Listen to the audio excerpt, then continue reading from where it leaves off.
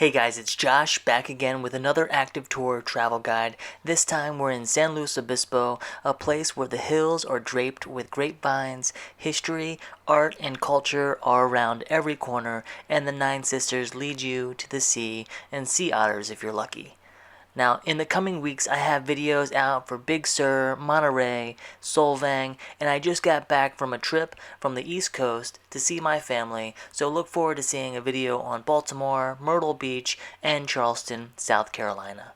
So, make sure you subscribe and ring that bell to be notified. Let's get started. Number 1, wine tasting. San Luis Obispo is situated with a constant ocean air breeze, and it's often covered in a marine layer, making the surrounding hills perfect for growing grapes. Now, this area is particularly known for making Pinot Noir, so I recommend tasting as many of these local wines as you can safely manage. The Chardonnay and Syrah are also quite amazing. Now, we ended up traveling a little south of the city to Wolf Vineyards and enjoyed a nice tasting flight. The 2018 Cab Sav was the most amazing wine I had at this tasting, so I recommend that one. One of the best parts about traveling to these little cities is that everything is so close together that you can really see a lot in just a few days without being rushed. Number 2, hike Bishop Peak. Now, Bishop Peak is the 7th of 9 sisters that take you from the sea up to San Luis Obispo. Now, we'll talk about the first peak a little later in this video. My Spanish-speaking friends will know that Obispo translates into Bishop. Now, Bishop Peak is the tallest of the volcanic peaks and provides quite a stunning view of the valley and beyond. The hike itself is a moderate 3.4-mile up and back hike that has 1,100 feet of elevation gain and loss. Now, I recommend doing this hike early in the morning or later in the afternoon so that you're blanketed with a protective cover of the marine layer. Although this time of day shrouds your view from the top, there's always something magical about being in the clouds. Number 3, visit Morro Bay. Now, Morro Bay boasts the first of the 9 sisters in Morro Rock. This massive volcanic plug is menacing and seems to just jolt out of the sea. It's home to beaches, lagoons, trails, and a bird-rich saltwater marsh. There's trails that lead up to Black Hill for views over the city of Morro Bay, and at a minimum, you're going to want to walk by the small marina town, and perhaps you'll get lucky as we did with the seals and the sea otters feasting on clams. Now, the area has some amazing food. I forgot to film it, but elephant Thai was delicious. Really out of this world and authentic. Let me know in the comments below if you'd like to see a video on just Morro Bay, and I'll make that for you. Number 4, the Madonna Inn. Now, the Madonna Inn is certainly one of the most interesting hotels I've ever visited. It's quite unique. We didn't have a reservation to stay here, but we did stop, and you can enter the grounds and visit some of the shops and restaurants without staying the night. It was quite an experience, I must say. The Madonna Inn opened for business in 1958 and quickly became a landmark in the central coast of California. It was created by Alex Madonna, a successful construction entrepreneur.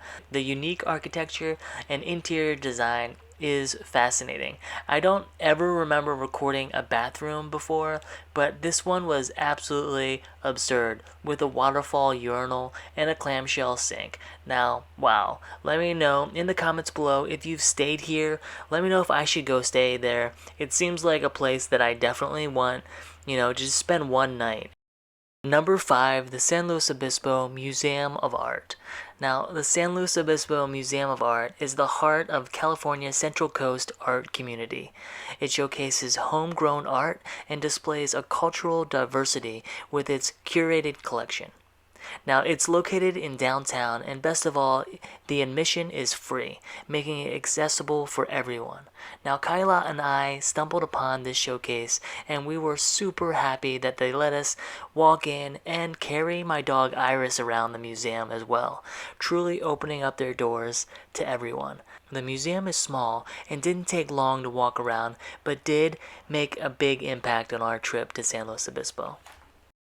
Number 6, San Luis Obispo Historic Downtown.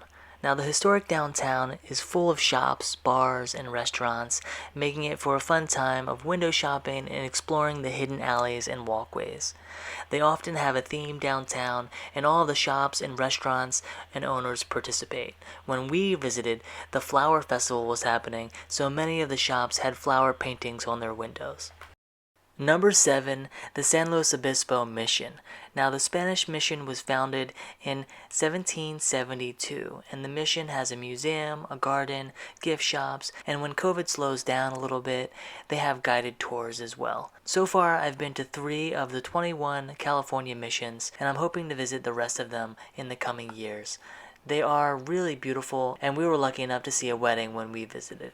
Number 8 is the San Luis Obispo Creek Trail. Now, just behind downtown runs the San Luis Obispo Creek, and it's a wonderful little stream that makes for a fantastic walk. There are a number of small bridges in the area as well, so take your time and enjoy this meandering creek and trail. Number 9, Bubblegum Alley. Bubblegum Alley is maybe the most disgusting alley I've ever walked down. Filled floor to ceiling with bubblegum, this 70-foot alley is something that you might just have to see. And you know that I like to ride all the rides, so of course we added our own piece of bubblegum to this disgusting wall. Okay guys, so I hope you enjoyed this view of San Luis Obispo and all the things to do here in town. It's the perfect little town to go and spend a long weekend and explore. It's really quaint and cute, and definitely a place where you can bring your family as well if you want to, or just go out on the town and go to wineries and explore the rolling hills and the hiking that's around. Be sure you guys like, comment below, and subscribe. Thanks again, guys. It's Josh from Active Tours. I'll see you guys on the next adventure.